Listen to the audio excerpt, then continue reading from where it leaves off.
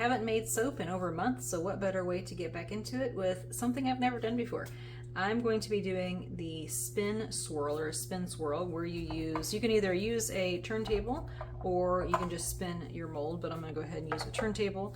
I'm going to do, this needs to be done in a slab mold, so I'm actually going to do 20 bars. So I've got my 12 bar slab mold that is 1 bar thick, and then I have this other mold that will be 2 bars thick, and this will make 8 bars of soap. So my plan is to I'll make my batter, I will pour off 40 ounces for this one, and then I will make this one, and then I'll do the leftovers, everything that's left in this one, because I don't want to have any drips on the top of this one, but since this one will be cut in half, then I think that will be fine. So I'll make this one first and I'll do that one. I'll go ahead and emulsify my batter, the full thing.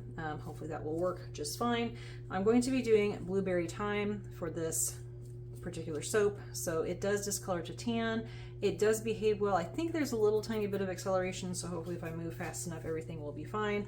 I'm going to do 4 colors. I'll have just a plain batter, which will kind of have that tan, and then I'm going to be doing Cheshire Cat, Brandius Blue, those are both from Nurture, and then I have Apple Moss Green from Brambleberry. Even though that does discolor to tan, I think that'll still look okay with these colors. Sometimes with the more vibrant colors, the discoloration isn't as noticeable.